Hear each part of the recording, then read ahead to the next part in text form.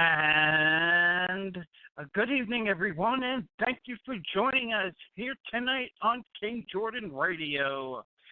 It is December 8th, 2016, Season 5, Episode 13, here on King Jordan Radio. Tonight on the program, we will get into the Michael Slager mistrial. We'll talk to our legal expert about that. We'll also talk about the hot car death trial verdict. We'll also get into the Dylan Roof opening statement to the prosecution. And we'll also get into Mrs. Trump is threatening legal action as it involves her son and some people that have came out with videos implying that he has kind of some kind of ailment or something. We'll get into that. Tonight we're joined with a world-renowned guest. He is a CNN legal analyst. He's also one of the biggest, brightest, best New York defense attorneys. Ladies and gentlemen, we welcome back the one and only Double J, Joey Jackson. How are you, Joey Jackson? King Jordan. If I was any better, I'd be you. How about that? Let me give you a little ovation from the crowd.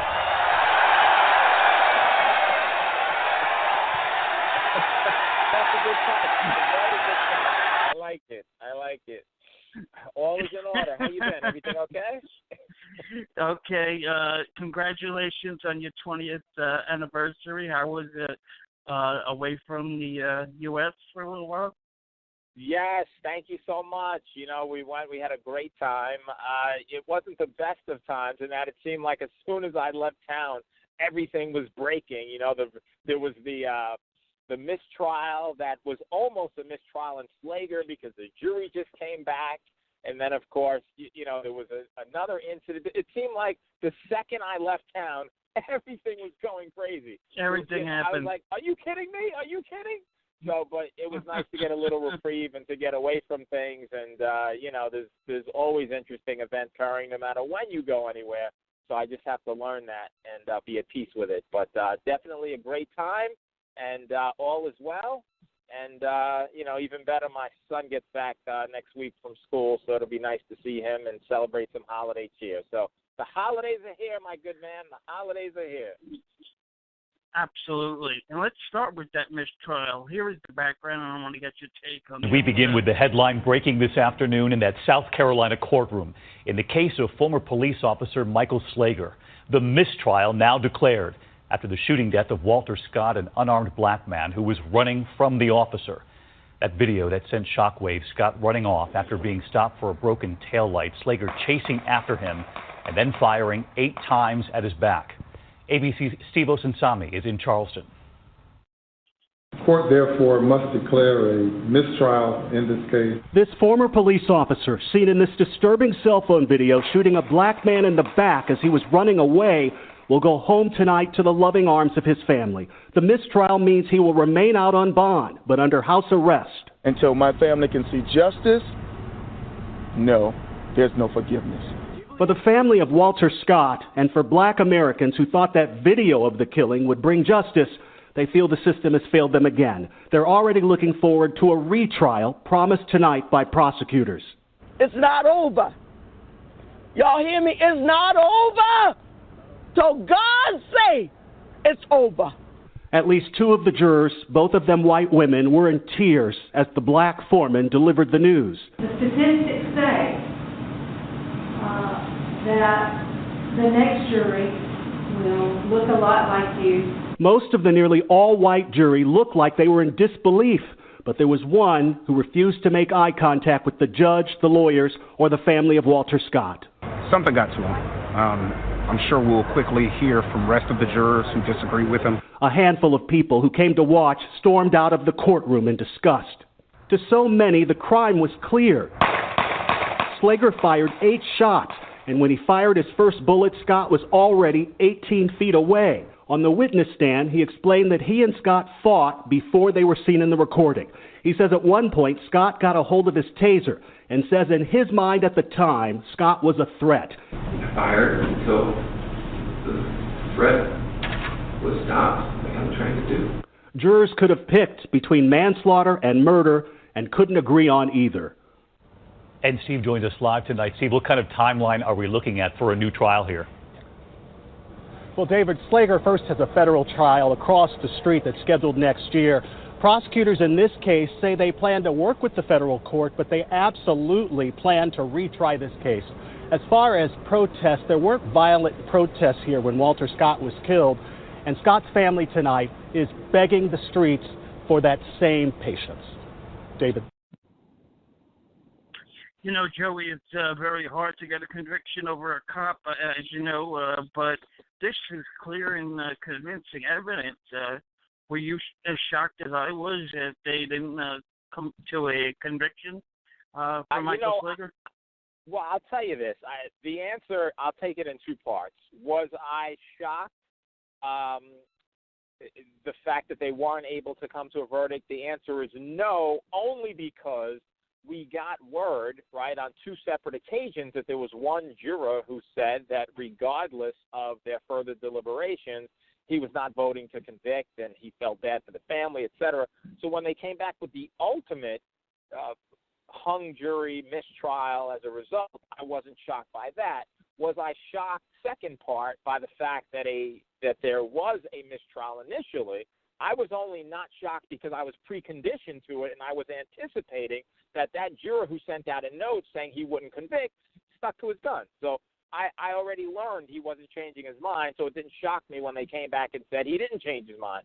But was I shocked that they weren't able to get 12 jurors on the same page regarding what occurred here? I mean, it was very surprising, yes, because it appeared that, you know, when you have something on videotape, it's pretty amazing. And videotape is essentially really clarifies everything. You don't need a blow-by-blow commentary because it's there. You're looking at it. And although I know that his defense was predicated upon self-defense and he was in reasonable fear, it's hard to make the argument that you're in reasonable fear when someone's running away from you based upon their proximity. They're not facing you. They're not representing any danger at that particular time, regardless of an earlier struggle.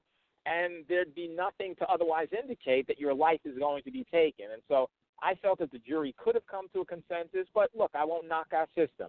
You need 12 jurors. This juror, for whatever reason, was unconvinced, so they'll do it again. And some other jury will, hopefully be in a better position to come to a consensus and to render a verdict. So in the meantime, he'll stay out on bond and won't be able to do the regular thing, but there'll be another trial in the next, I guess, year or so. That's right. Yeah, there'll be. I would think it'd be before. Yeah, it'd be well before that. The reality is he's out, as everyone knows, on $500,000 bond. He's been out on that since January, and as a result of that, he's out. But we do know that the federal government is planning to try him on the civil rights violation. The federal government has their date set for January. As to whether they stick with that date they've been planning for to move forward, or as to whether they move that date to allow the state to retry him at the state level, I guess it's not determined yet. I know the federal government, when they have a firm date, it's generally very firm. But I don't know that they anticipated a mistrial here, so perhaps they'll move their date back and let the state retry him, sooner. But I guess that remains to be seen. We'll know in the coming weeks. But look, the reality is, as we know, whenever there's a mistrial, it doesn't mean it's over. It just means that they get to reunite the parties, the prosecutor, the defense attorney, pick a new jury, and have a new jury make a decision as to what they believe the facts, the evidence, and the witnesses show. Joey, in the mistrial, advantage goes to prosecution or defense? It's interesting because different attorneys will tell you things that are different regarding that, and we interpret it differently. Let's take it in two ways, okay? Some will say, no, it's a prosecution. Others say, no, it's a defense. The reality is this. Whenever you have a trial, the prosecution does indeed show its cards, okay? As a result of that, of course, it makes a defense and it puts them in a better position to know what they're encountering. At the same time, the prosecution also could know what they did effectively and what they did not so effectively. So as a result of that, clearly, prosecution then is put in a better position as well. So I don't think a retrial is going to favor the defense significantly here, and I don't think a retrial is going to favor the prosecution. I think it's a wash, quite frankly, is my point of view, which others will disagree with, and that's fine. But we also have to know here that I don't know that it was anything the prosecution did wrong, just as I don't believe that it's anything the defense did right. There was one single juror who, for whatever reason, opted not to convict. Was he a stealth juror who was placed there at the outset, knew he wasn't going to convict? Some have argued that theory. Or was he simply a juror who just found it very difficult, being a law and order person, to convict a police officer or to believe a police officer did anything wrong? So, or could do anything wrong. So ultimately, the way I see it is, I don't think it had anything to do with the lack of lawyering on the prosecution's part or the greatness of the defense. I think it had to do with the lone juror. I think we'll see the same witnesses, the same evidence, the same presentation, and I think put before a different panel of people, they'll reach a different result, which is to come to a conclusion as to what happened here. Okay, one case that has been convicted is the Justin Ross Harris. He has been sentenced. Here's a clip from this sentence, and we'll talk to you on the other side. The court pronounces the following sentence in the case of the State of Georgia versus Justin Ross Harris, criminal action 14-93124. As to count one, the court imposes the sentence of as to malice murder, with the jury having found the defendant guilty. Sentence of the court is life to serve in confinement without parole. As to count two, felony murder, guilty. It's vacated by law due to the conviction on count one.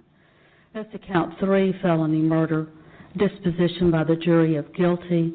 It is also vacated by law due to conviction on count one. As to count four, cruelty to children in the first degree. The jury having found the defendant guilty, the sentence of the court is 20 years to serve in confinement. This will be consecutive to count one, malice murder, life to serve in confinement without parole. Count five, cruelty to children in the second degree. The jury having found the defendant guilty, it will merge into count four as a matter of law. As to count six, criminal attempt to commit a felony, to wit, sexual exploitation of children, with a disposition by the jury of guilty. The court imposes a sentence of 10 years to serve in confinement, consecutive to counts 1 and 4. As to count 7, dissemination of harmful material to minors, with the jury having found the defendant guilty, the court imposes a sentence of 12 months to serve in confinement, consecutive to counts 1, 4, and 6. And as to count 8, dissemination of harmful material to minors, the jury having found the defendant guilty, the court imposes a sentence of 12 months to serve in confinement, consecutive to counts 1, 4, and 6, and 7.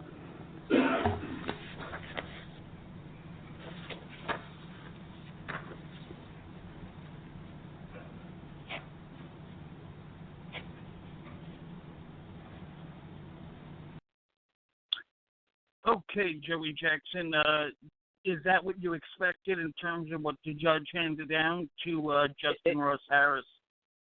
It really is. I think, look, there are three things that the court considers in terms of sentencing. One is punishment, the other is deterrence, and the final one is rehabilitation. Now, in terms of punishment, you're talking about a child who is 22 months old, beautiful, gorgeous, has his life ahead of him, and that life was ended, the jury concluded, because of the father's ill will, maliciousness, and wanting to get out of his current life to live the other life of debauchery that he led with prostitutes and, young girls and everything else. And so, in terms of punishment, certainly the punishment should be significant, and it was. As far as deterrence, I think the judge is sending a message to deter not only him, but anyone else who would think about the unthinkable, and that is to kill your child so that you can engage in some other activity. The judge is sending a message to deter others. And in terms of rehabilitation, I think the judge concluded that anybody who would do this there is no rehabilitation. And so I think the judge, in imposing a sentence of life plus 32 years, is doing that for the symbolic value to show that this is something that the court will not tolerate, cannot tolerate, and will address in the strongest of terms. And that's what she did, so I wasn't surprised at all. How damning were those internet searches, in your opinion? I think that they were very, very damning. I think what ultimately was very problematic for him beyond everything, the timeline, the fact he couldn't have forgotten his child, given the fact that he just had breakfast with him, knew he was there. He went back to his car for lunch, didn't see him then, apparently, purportedly to change the light bulbs. There was just so much damning evidence. But I think the fact also that the prosecution was able to tie in his sexting and his dalliances with others, you know, in terms of sending them messages and sexting, I think that was really the last straw, because you're supposed to be providing for and taking care of your child, and in the alternative, you're doing that. And I just think that really, really did him in. Yeah, it's really hard to believe that a father would actually do that to the son. One last thing on this case: did you believe the ex-wife? Did you believe her testimony? And it was mostly favorable to Justin Harris. I mean, could he have been a good father? You know, sure. Could he have certainly been a person who loved his son? Absolutely. Could he be a person who treated his son well? Yeah. I mean, you know, but ultimately you have to balance that. So I don't think it was so much her credibility or lack thereof. Clearly she was standing by her man or former man. But I think you have to balance that versus what she did not know. And there was just too much she didn't know about his sordid past. And not only, you know, when I say his sordid past, meaning what he was doing behind her back. You know, meeting with prostitutes and, you know, having relations in parking lots and sexting women. And, you know, she didn't know that. And I think that the evil overcame the good. And so you can be a loving person around people and show his wife that face, and that face she may have testified to, but the other face he had was one of just pure evil. And I think that's the one the jury felt that he really was inclined to pursue, and as a result of that, rejected her testimony. No question about it. Okay, this next story that I wanted to talk to you about is President-elect Trump. So she is threatening to sue some people over these alleged videos with autism, claiming, well, here's the story, and then we'll talk on this. We just got a letter that we posted on the website, or information from the letter, from Melania Trump's lawyer, threatening a lawsuit over false claims that her 10-year-old son Barron is autistic. I can tell you that based on my sources, she is livid. She is furious about this. And this all has to do with this YouTube video that was posted where somebody said, here are all these signs that Barron has autism. And it blew up even more last week when Rosie O'Donnell tweeted out the video with the caption, "Is Barron Trump autistic?" ? And by the way, that did not get lost on Melania Trump, because in this letter, Charles Harder, who is her lawyer, you may know the name, he's the guy that successfully sued Gawker on behalf of Hulk Hogan.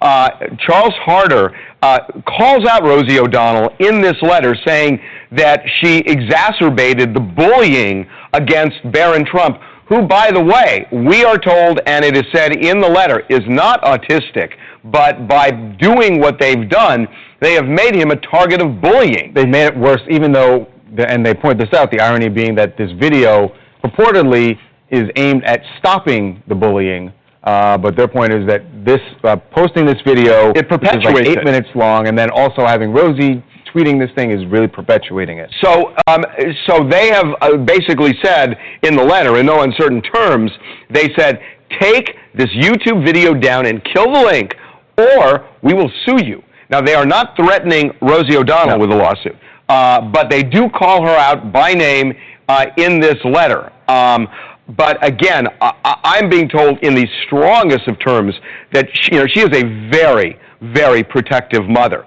I mean, we've done the story that talked about how she is the dominant force in raising Barron. She takes him to school every day. They are planning to stay in New York when Donald takes office, and she is because she wants him to go to the school. She is extremely protective of this kid. This is a very, very protective mother, and you can see in the letter there are 10 different insinuations that they're calling absolute falsehoods. What they did was they looked at the video. Apparently, looks at the RNC speech where Barron was in the background at the victory speech, and they say all of these are ordinary behavior of a tired 10-year-old. Well, you're saying he was yawning and he was tired, and remember, the victory speech was 3 in the morning, and the RNC victory speech was late at night too. Somebody told me today, somebody kind of connected to all of this, told me today, look, Barron is 5'10", and it's deceptive because you look at a 5'10" person and you don't think of him as a 10-year-old, but he is a 10-year-old. And you have to think of him that way, not because he's this tall guy. You think, oh, he must be more, evolved in terms of age. He's 10 years old. And, he has normal 10-year-old behavior, and any 10-year-old up late at night who's standing there listening to speeches. Let me ask you a question, okay? Because there's no doubt that what was done here to Barron is absolutely disgusting and wrong and irresponsible and bad on all accounts, right? But for Donald Trump, who's about to assume the presidency, there's going to be a lot worse that's going to happen in the next 4 years. How is he going to? Is the plan to battle every person? I think it's interesting that you brought that up. But Donald Trump, at least based on this letter, is not really involved in this. You're right. This is Melania. This is not Donald Trump. This is all Melania Trump.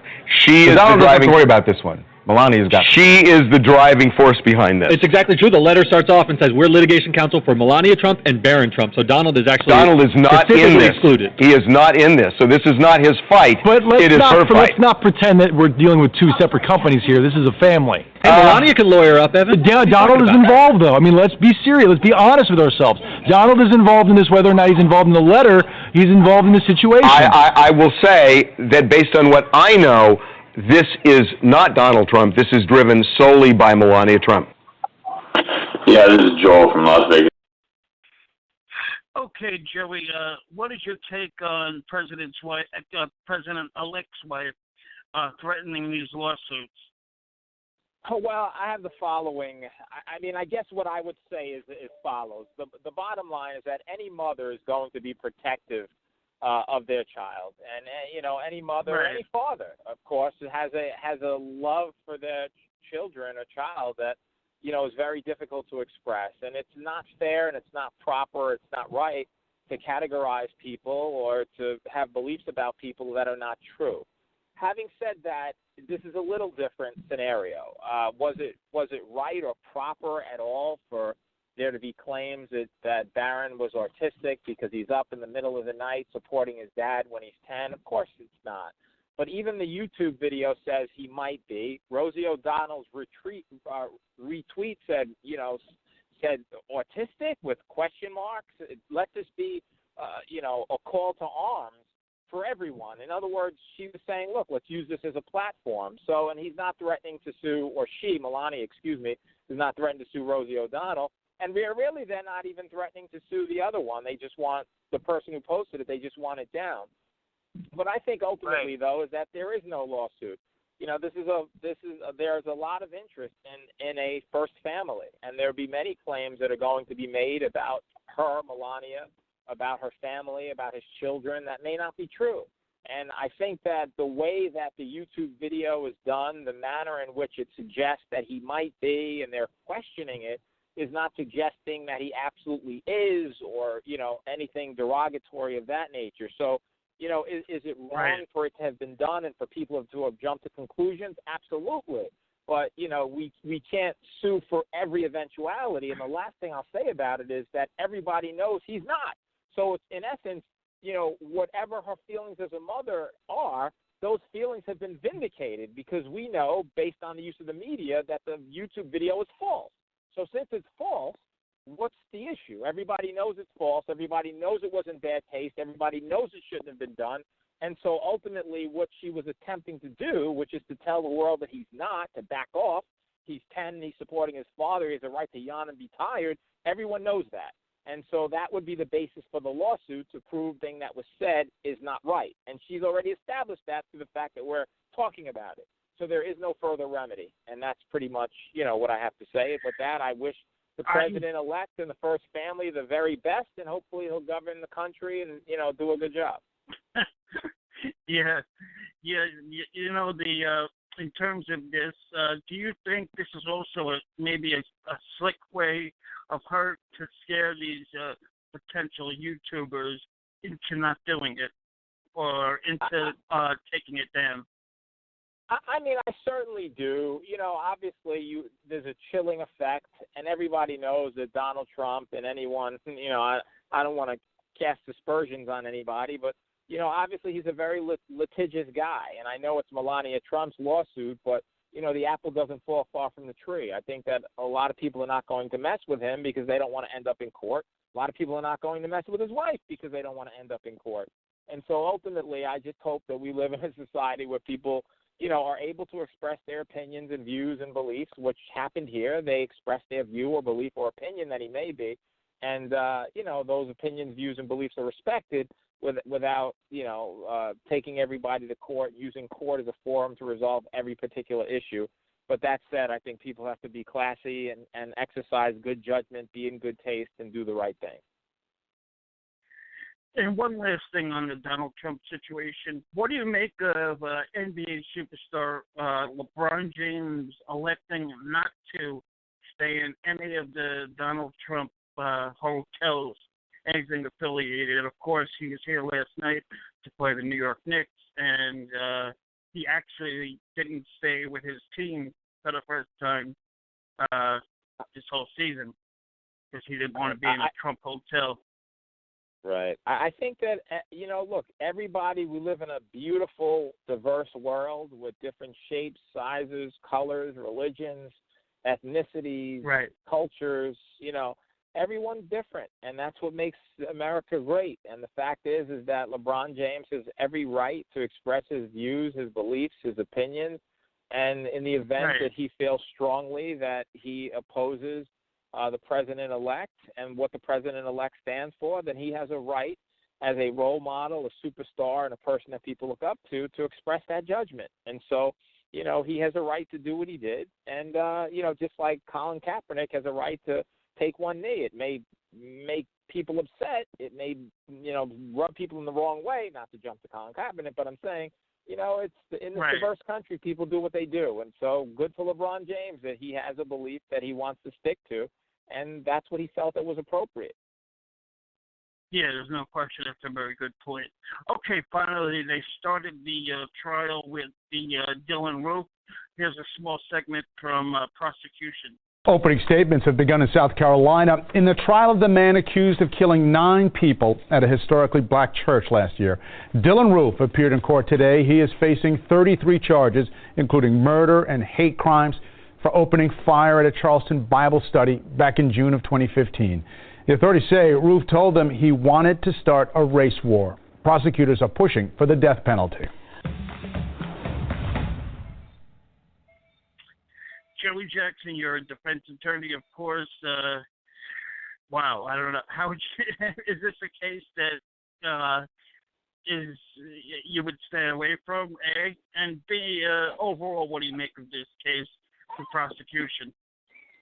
Well, put it this way. The fact is that as a defense attorney, you don't pick and choose. The reality is that you take an oath, just like a doctor doesn't pick and choose if somebody's injured, no matter, what their race, religion, or creed, they take an oath to assist them. Right, and attorneys do the same thing. And so, I don't fault the attorneys for representing him. I'm sure they're going to do the best job they can.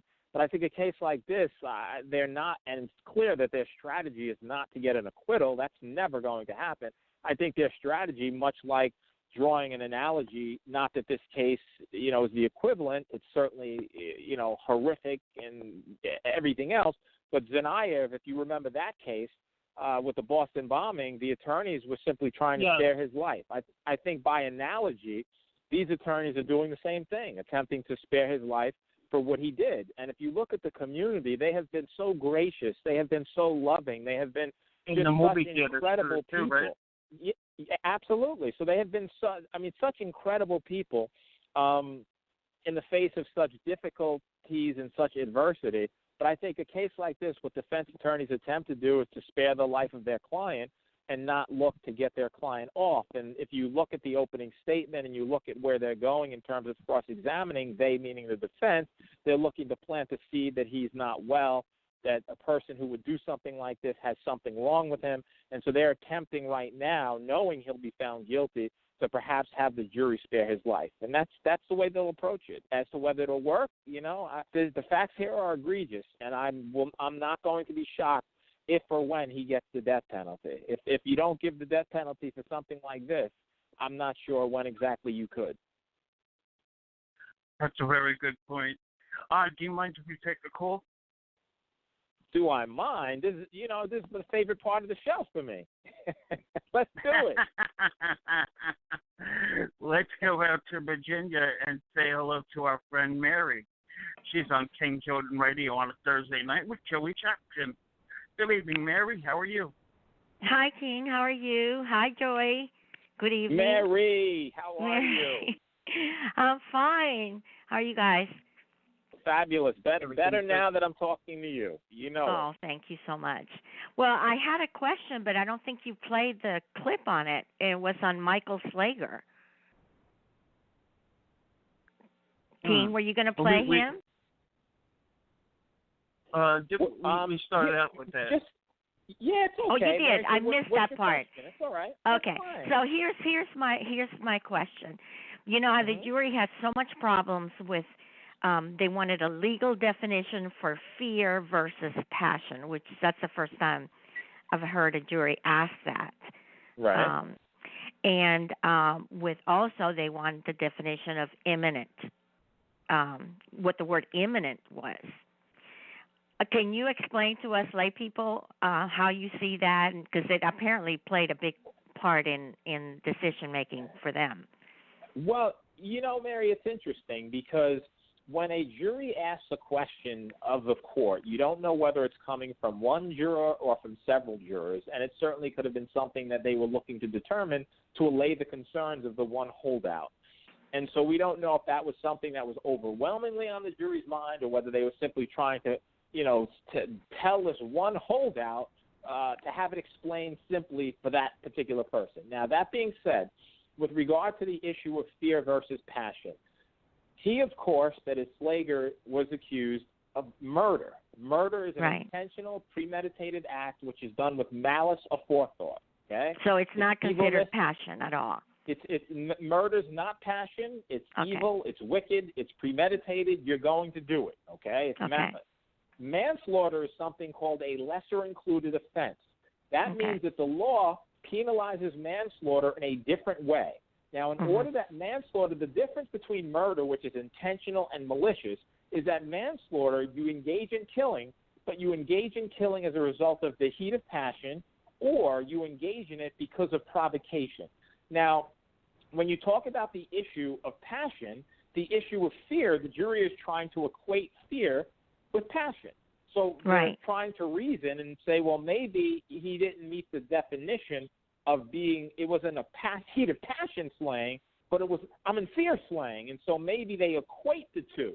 Now, we both know that the judge refused to instruct on that because the judge felt that, listen, if I instruct on that, I don't want to have the jury reach a result based upon what I tell them. The law is what it is, and it says passion, not fear, and the judge just didn't want to get into that.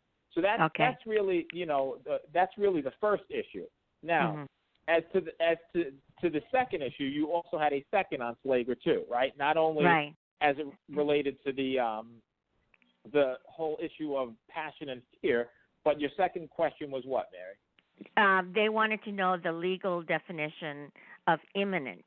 Well, isn't that kind of like immediate? Yes. Imminent is immediate. And so the issue for imminence and immediacy is as follows. In the event, for example, he was acting in self-defense, the issue is, was he in immediate danger? Was he in such danger that he immediately felt that his life was really going to end, or he would be in serious threat of physical injury. And so when you have someone running away from you who's seemingly not posing a danger at that point, the with question it back becomes to you. exactly what would be the immediacy there? Was there any immediacy? And so I think the issue is, if you're going to argue self-defense, that I was in immediate danger, generally people associate that, Mary, with combat, right? They're engaged with each exactly. other. They're getting into it with each other. Like with Zimmerman, they were together, each other, close by. Yeah. Right. And so immediate or imminent has to do with the immediate use of force. And so, again, I think the jury was or one juror or whomever was saying, no, he was in immediate fear, and others were probably saying, immediate? The guy's running away. He's 17 feet away from him, not looking back. He's in the wind. What immediacy? Well, he could have turned back, but he wasn't turning back to shoot him. But he could have, but he didn't. So I think that was the argument that they were really getting into at that time. Well, I think that maybe the prosecution wasn't at its best, because I think I would have argued exactly what you just said. I mean, you can't say what if or whatever when it's the thing about immediacy. It's right now and there, not what could happen if that happened or whatever, Exactly. I have a different view, Mary. I think what I believe is that the prosecution did its job, and I don't know that there's anything that they could have done that would have convinced this one juror who felt. Hello? Hello? Hello? Joey. Oh, hang in there, Mary. Yeah. Let's see if we get Joey back.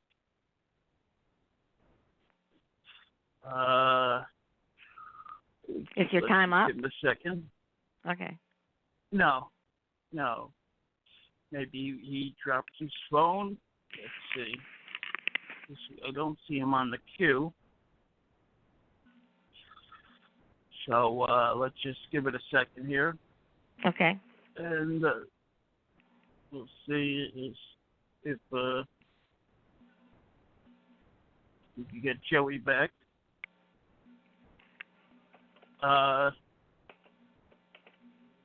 So let's just give it a minute or so. We're talking, of course, to Joey Jackson here tonight.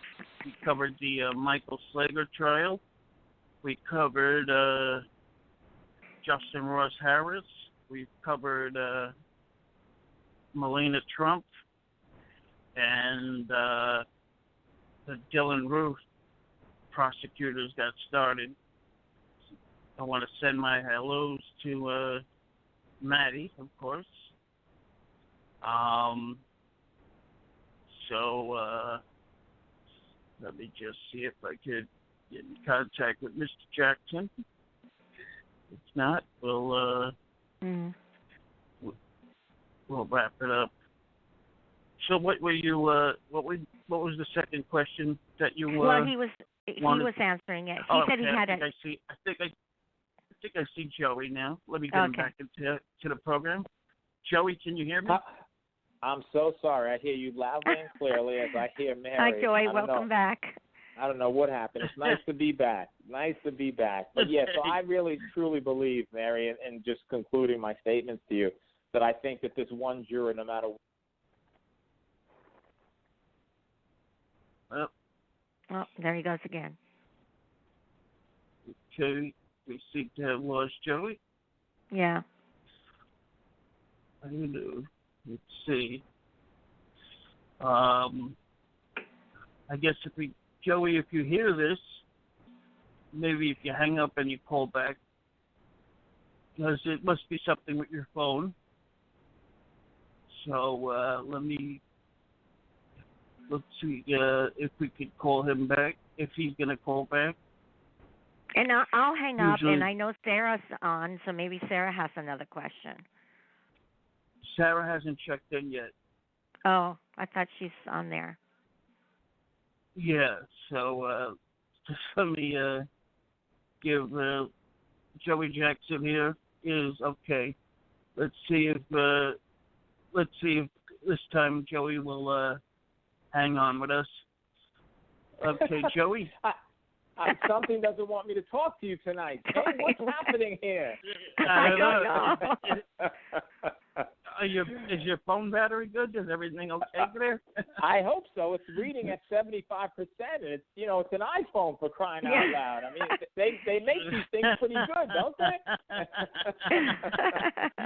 Well, you still got Mary here with us, so okay. So when okay. Goodbye, you guys. Hey, Joey, I'll be calling you in a month from Hawaii, hopefully. That's beautiful. It'll be Have at a different time, but I will make it a point to call. It'll be in the morning. Have a great time. That's beautiful. You be Thank well, you. okay? Okay. Take care. Thanks, Bye. Mary. Bye. Have a good one. Joey, before I let you go, yesterday was the 75th anniversary of the Pearl Harbor attacks. Comes to mind when you think about that? What comes to mind is the resiliency of this country. What comes to mind is the fact that, any sneak attack or anything that this country has ever endured that has really, gone after the brave soldiers who have fought for us, who have died for us, who have given us our constitutional freedoms. It just goes to show that, we honor their sacrifice. We're grateful for all they have done, for all they continue to do.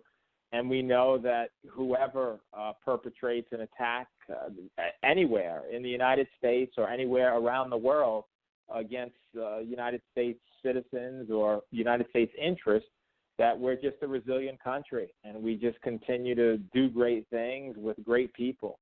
And, it was a long time ago, but at the same time, it was a tragedy that affected so many people. And ultimately, it was a big part of history. A la 9/11, right? That's right. And yet we continue to prevail. We continue to be the country that people want to come to, that people want to raise their families with, and that people want to explore opportunities in. And so, I'm grateful to be here. And, a large debt of gratitude is owed to our servicemen and women who face attack every day. Some in a way that we hear about, in the media, others who don't. But I'm just proud to be an American and proud to, again, have so many people who have been out there on the front lines and who have had to deal with all of these horrific things the country has had to deal with, both in the United States and abroad.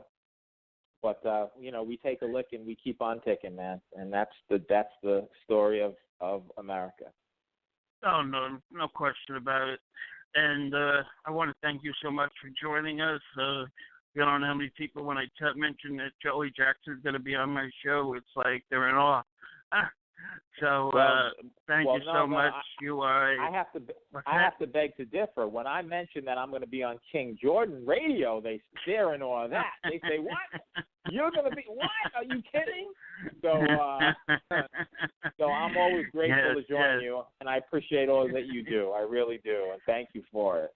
And I have caught you on. Is this a new program on HLN that you've been on lately? In the afternoon. It is, yes. Erica You've been Hill doing a wonderful she does job. A wonderful job. Well, thank you very much. I just uploaded. You were talking about the two teenagers, I think, something like that today.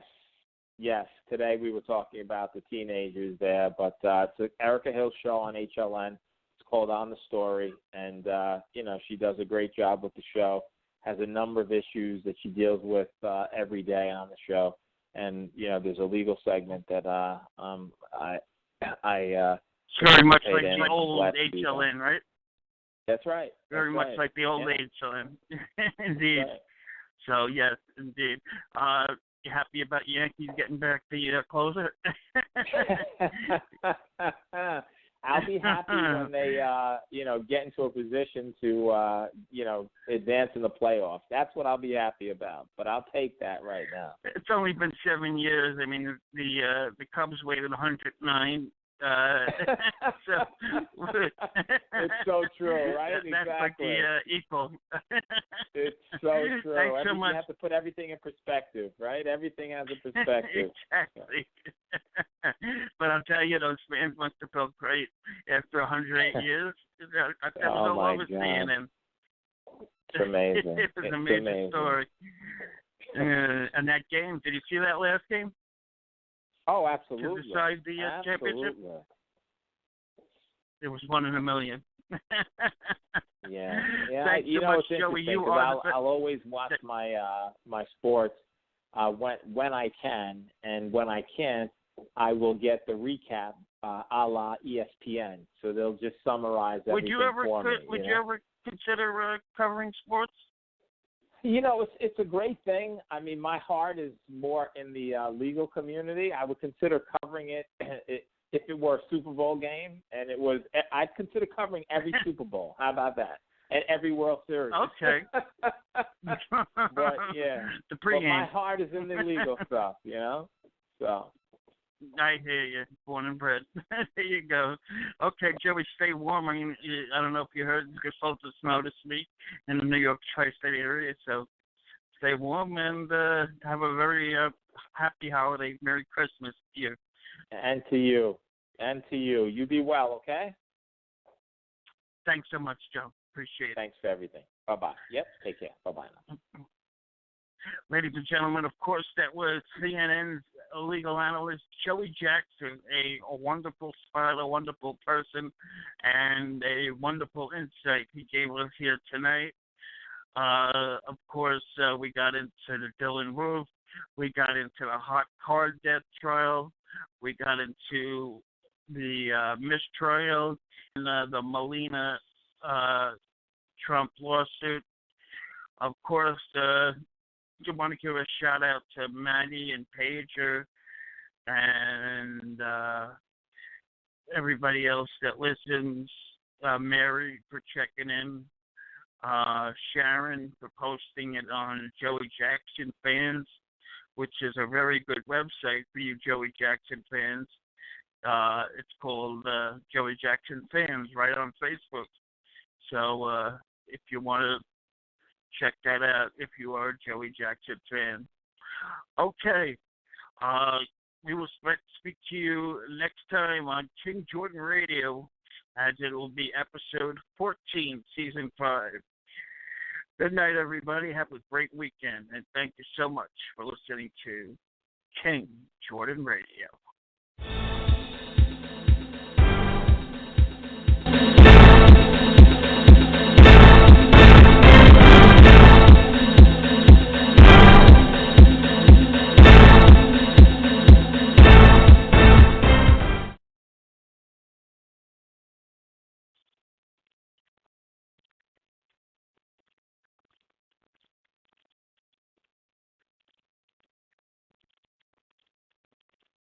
When you don't go to Geico.com, car insurance can seem intense. Like breakup R&B intense. I thought you said you loved the sweater that I got you.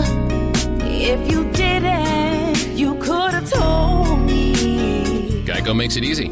Just go to Geico.com anytime to update or check your policy without all the extra drama. I even had a gift